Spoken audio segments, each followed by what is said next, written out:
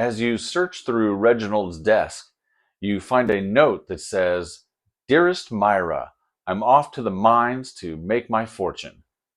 Dang! So we don't have any idea where to find Reginald. I guess we can talk to the bartender again. Yeah, I guess that's better than nothing. Welcome, hackers. Today we are going to look at a concept called the Three Clues Rule.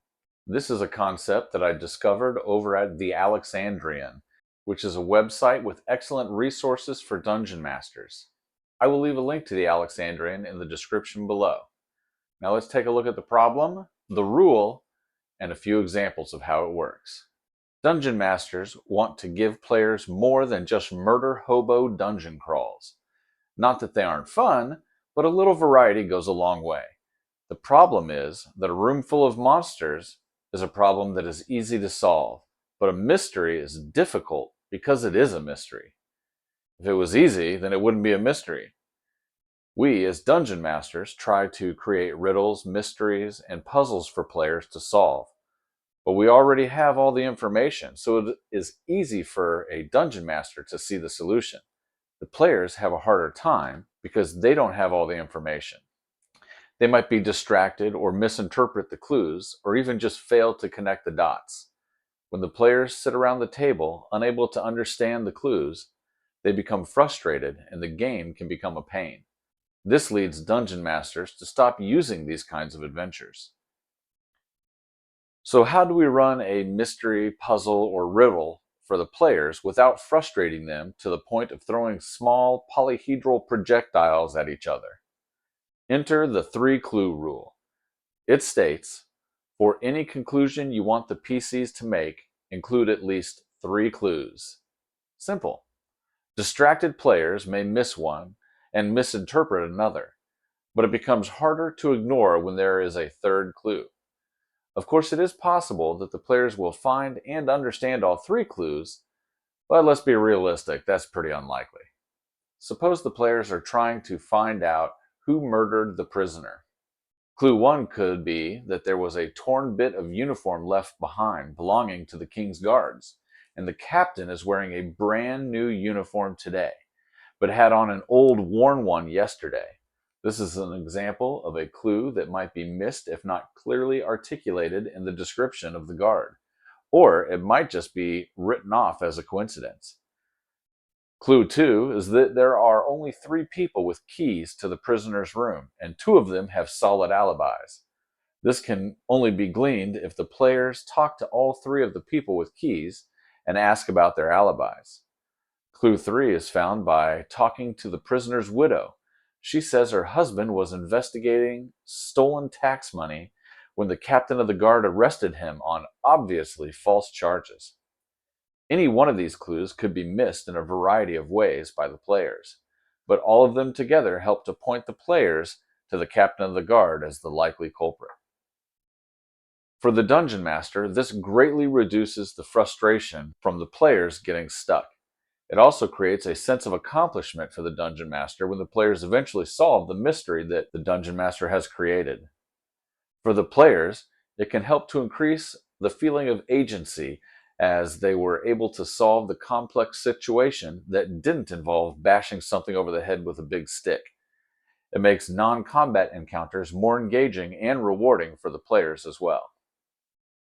Now, how do we create these clues for the players to discover? That can sometimes be difficult, but it will force the dungeon master to dig deeper into the story and the surrounding locations.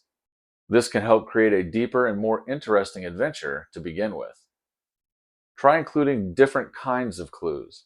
Visual clues like footprints or torn fabric are good ones that are easy to find for the players. Auditory clues like a muffled argument or the sound of distant breaking glass. Written clues like coded messages and torn maps are fun clues to leave that you can actually create for the players to have at the table in the real world. Environmental clues like an unusual odor or disturbed soil in the flower bed can help paint the scene for the players.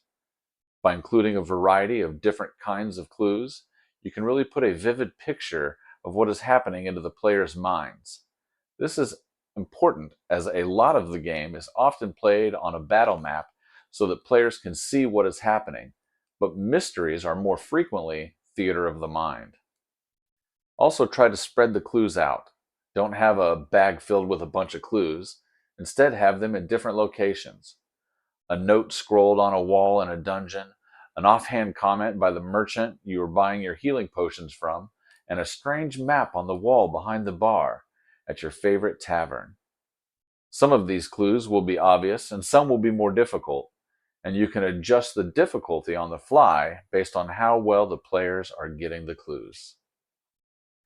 Let's look at another example. The players are in a tavern at the edge of town, because of course they are. All adventurers hang out in taverns on the edge of town. Where else would they hang out?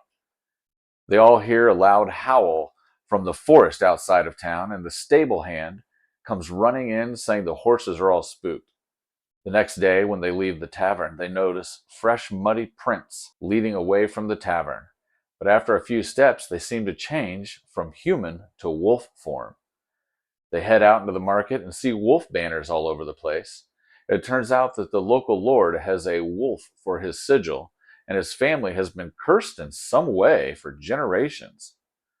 The local constable comes up and asks the party to investigate some missing livestock from the lord's fields. At the fields, they find more wolf prints that are too big for a normal wolf, leading off towards the Lupin Moors.